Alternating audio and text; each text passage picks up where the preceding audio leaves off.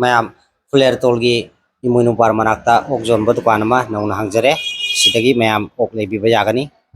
obi road ana su khangna ba bena kandi rambi ram da lakado imoinu bar ka lebado adadi seisida manipuri rice hotel laina leise asigi hek opposite ta leire nauna hangmani mayam sida laga ok jani akoi ayai bisu phangani ayai bise umdana bagi adum lab labna pu ba jabado dum leini akoi apam mong da ka ga adum lobo su jani apam mong da sida leire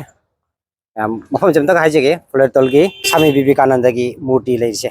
sigi sonakanda adum leire kidan chalaga jeta adum leire ayai besu phangani isana pamjaba mongda ka gasu adum phangani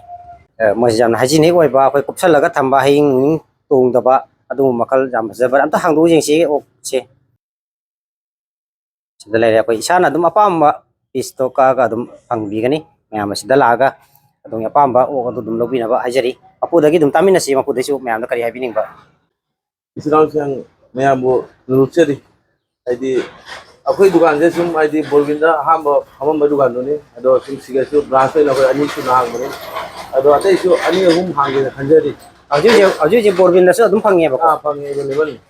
habidi options adi saw busi matung ina ko adi khara khara jen thoga koina adi jon daga ta mafam ani da jon ba mafam ani da jon da ta ga kitang wa ba aham na una hange bani na ko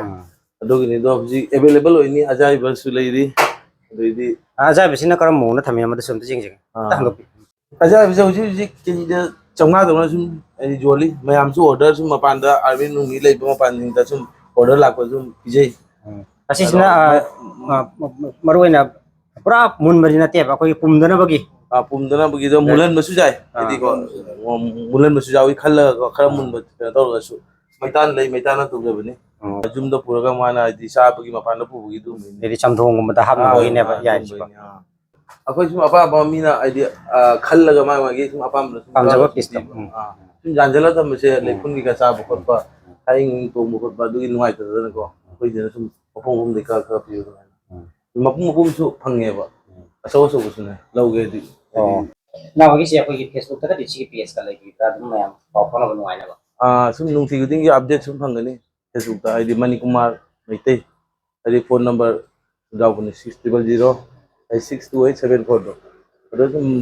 Mani Kumar meite ra sanga ado sum nung kuding ka ko do update phangani akoi di ban lejete numa jingsu phangi mayam na khoi dukan se no dukan se support to view mayam tu lei bila view ana hajadi mayam du ko ngunjadi mayam pro laga support to view lei view apa piece khalaga logi yani tak feminist aga chari